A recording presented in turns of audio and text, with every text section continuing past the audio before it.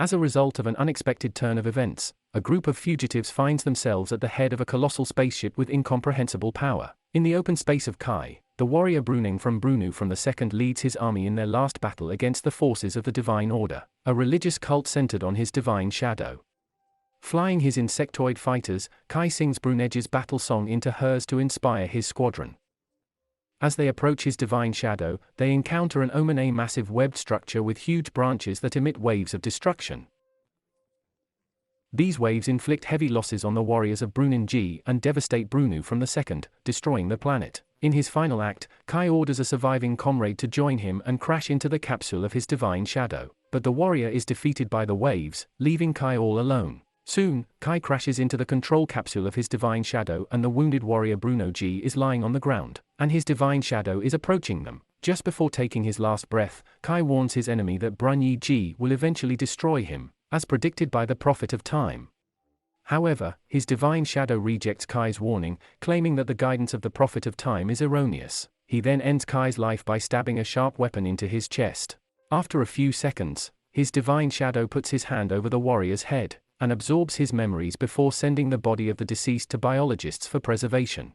2008 years later, in the cluster capital of the Divine Order and the League of 20 Planets, Guard 4th Class Stanley Tweedle is sleeping peacefully in his room.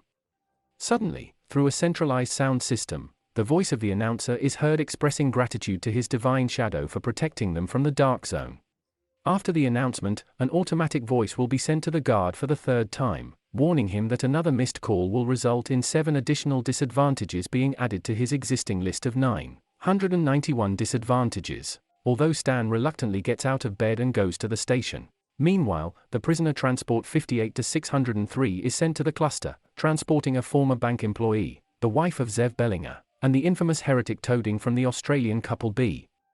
At his post, Stan amuses himself by throwing metal rings at the robot guard, shooting them into a rectangular hole at his feet. Suddenly, a line officer appears on the hologram, informing the wall that prisoner transport 58-603 is requesting a docking beam. Before allowing the vessel to enter, the guard requests an authorization code. However, the police officer admits that he forgot it and offers the director of Stanton to go to another gate. In the end, another officer gives the ship permission to dock, while Stannis receives a warning and is sent to the correctional center to receive punishment for ignoring the direct order of the line officer. Meanwhile, the divine priests euthanize the prisoner they chose at the last minute to transfer. The transformation of his divine shadow into a new host body is a ritual that takes place when the divine shadow reaches the end of its life. Dressed in purple cloaks, hurrying clergymen shock the brain of the new owner with an electric current, but due to lack of time, they miss the second vaccination. As a result, the brain of the new host is not completely cleaned. Without delay, they place a new host over the dying body of his divine shadow. After completing the preparation, the priests give a signal to his divine shadow to make a transfer. His divine shadow opens his mouth and transfers his consciousness into a new body through a tube connected to the carrier card. After the transfer is completed, the divine priest proceeds to remove the brain from the former body of his divine shadow. The extracted brain containing the memories of his divine shadow is then placed in an electrical module with a transparent lid. These preserved brains, known as the divine precursors, serve as a source of advice and guidance for the new divine shadow. In his new body, his divine shadow ascends towards the divine predecessors, who inform him that Lexx, a biogenetically constructed vessel and weapon, will soon grow up and destroy the opposing planets. Upon hearing this, his divine shadow asks which planets are chosen for destruction. But when the divine predecessors answer that the choice is his task, his divine shadow declares that his task is completed, claiming that he decided to destroy all the planets. Upon hearing such a revelation, the divine predecessors sigh in unison, not supporting the evil plan. After that, his divine shadow justifies that his brain is not completely cleansed, claiming that his partial human origin gives him the opportunity to choose his own path. He then declares that he will command Lexx on his destructive journey.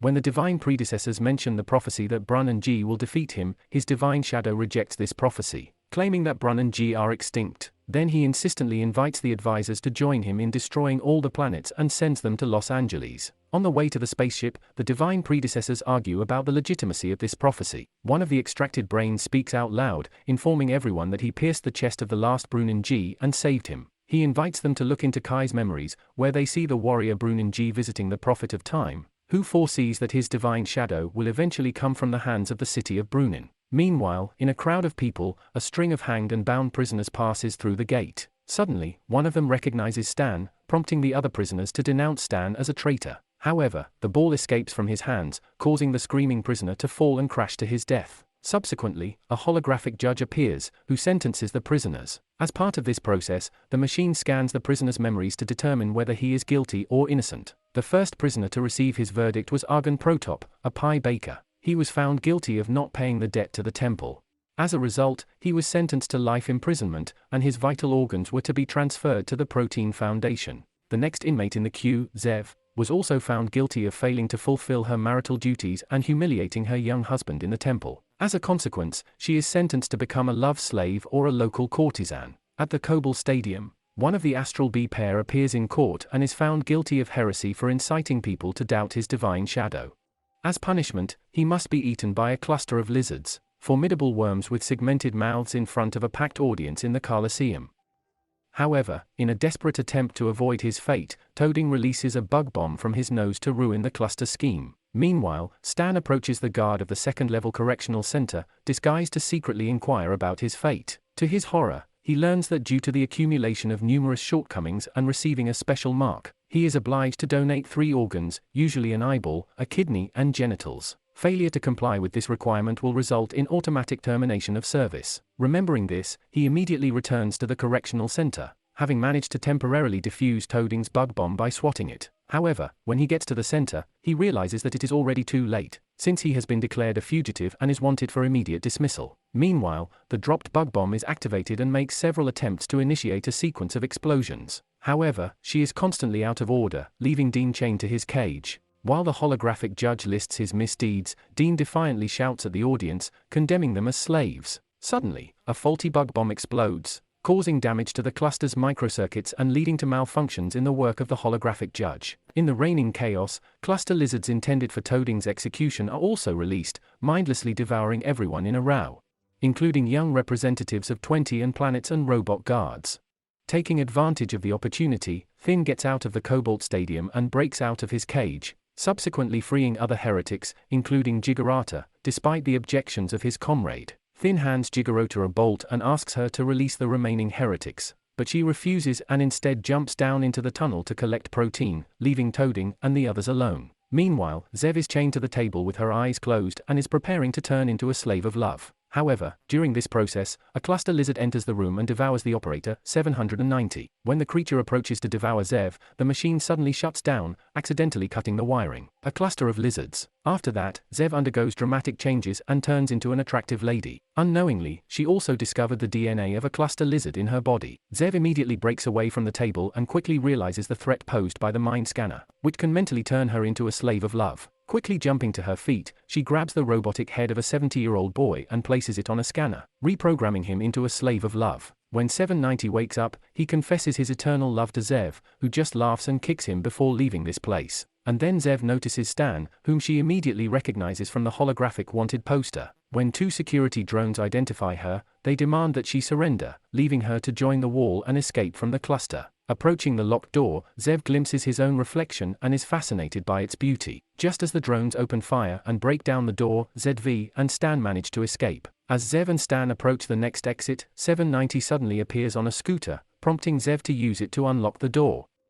When it opens, they come face to face with 2 clusters of lizards. Suddenly, Zev lets out a high-pitched scream that causes the critters to devour drones instead, causing Stan to be confused by her abilities. Meanwhile, Skinny and the other heretics stumble upon 2 security drones guarding the door. But, to their surprise, the drones greet the Thin Man for the fact that he received an award for services to his shadow. To make sure they don't pose any threat, Skinny takes their weapons away from them, and they don't react aggressively. When the heretics head to the temple, his divine shadow gathers his officers and openly declares that he is skeptical of the prophecies. He then orders the Major to end her comrade's life, and then her own. Then his divine shadow awakens Kai from the cryono, seeking to demonstrate to the divine predecessor that he controls his own destiny. Opening his eyes, Kai immediately asks whose life he is destined to end. Meanwhile, Zev and Stan continue to look for an exit and get into the elevator. However, an automated voice system identifies them as passengers who do not have access rights and issues an order for their disposal in a protein bank. When the elevator doors open, the duo is surprised to see Tyden, who immediately recognizes Stan, but pushes him away as an inveterate trader. When Zev meets Titan, he is fascinated by her beauty. They keep moving forward and finally transcends Lexx, the most powerful and destructive force ever created. When Stan prevents Titan from entering Lexx, the heretic shouts at the Archraider, reminding him that millions of people sacrificed their lives so that he could get the key to Lexx. Suddenly, Kai beheads one of the heretics, leaving Odin no choice but to hand over Lexx's key to his comrade. Tuden then convinces the others to enter Lexx without him and kisses Zev, stating that she deserves to live because of her beauty. When Todin comes face to face with Kai, he recognizes him as Brun and G. But Kai, who has now become a bloodthirsty man, remembers nothing about his past. A battle ensues, during which Todin gouged out his own eye and threw it to the ground, making it invisible. Then the heretic gains the advantage and cuts off Kai's hand. Meanwhile, the cluster lizard suddenly devours Comrade Todin, prompting him to hand over the key to Stan. When Zep screams at the lizard, she rushes after Stan, who rushes at the moth ship in the form of an insect. When Zev tries to get into the vehicle, Gigaretta pushes her out and, together with Stan, takes control of the moth. Zeva manages to stay on the moth's wing and lands with them on the Lexus bridge. Upon their arrival, Zev engages in a brief confrontation with Cigarette, who eventually lets her go. Since Stan has the key, Zev orders him to take control of Lexx. When an automatic voice asks which planet needs to be destroyed, both Zev and Stan suggest creating a cluster. When the system declares that it is forbidden to destroy the cluster, Stan asks her to take them to the border. Revealed in the guise of a giant wingless dragonfly, Lexx rushes into space. Despite the fact that Don manages to cut off Kai's head, the resurrected killer prevails and eventually ends Don's life by piercing his chest with his boarding weapon.